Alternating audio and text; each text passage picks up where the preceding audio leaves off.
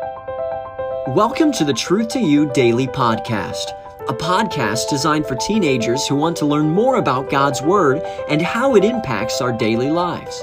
Journey with us as we set out to explore God's timeless truth one day at a time.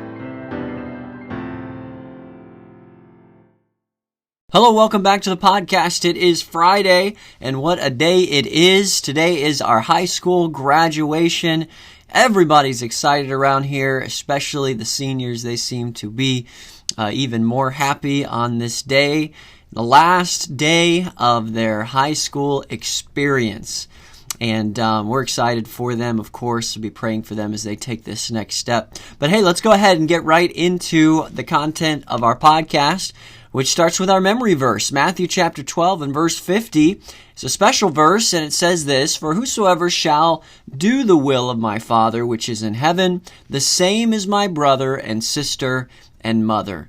Matthew 12, verse 50, one more time. "For whosoever shall do the will of my Father which is in heaven, the same is my brother and sister and mother." Hebrews chapter 13, we have come to the final chapter of the book of Hebrews. After this, we'll be spending some time in the book of 1 Peter. And I challenge you to keep up with us here as we finish out the podcast for this school year and take a little bit of a break in the summer.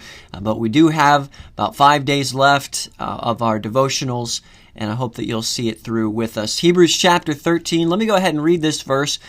The second verse in the chapter says this, "Be not forgetful to entertain strangers, for thereby some have entertained angels unawares." You know, I was 13 years old, and I had a few friends in the youth group. We had an all-night activity at our church facility, and I spent most of the time jumping in and out of the organized activities that my youth pastor had planned. And I remember, like I said, having a couple friends, but I remember after a broom hockey game that night, walking up to the youth room and seeing a group of teens sort of huddled around the piano, and it was clear that they were having a good time. They were laughing, and I think maybe one of them could play, and so they were seated at the piano and they were singing, and it seemed like they were having a good time. And now they were a little older than I was, but I remember secretly wishing in my heart that I could be a part of their group.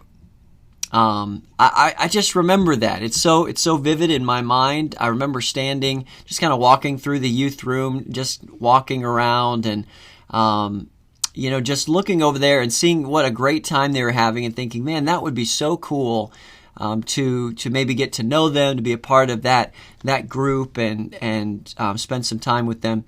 I wish that I could say that they invited me to come over and join them, or even that in the coming months they reached out. But unfortunately, that didn't happen. And this story, my story, is all too common in life, isn't it?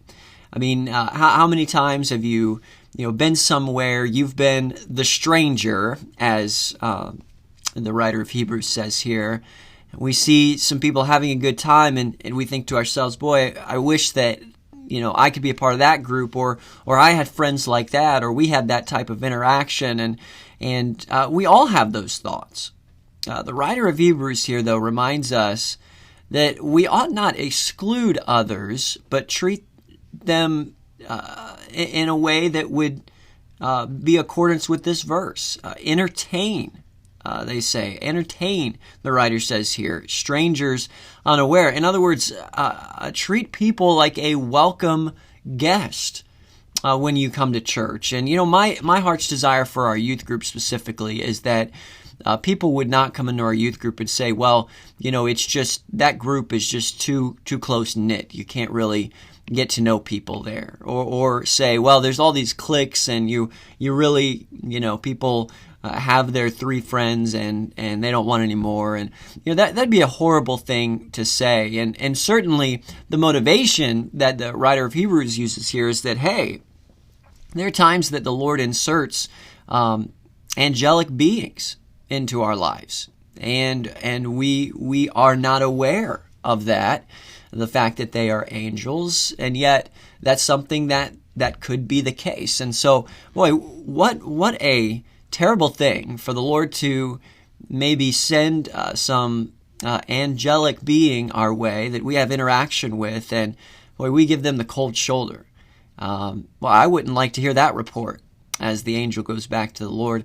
But that's why we need to treat people not as strangers, but as welcome guests, and be a blessing to them, especially in the house of the Lord.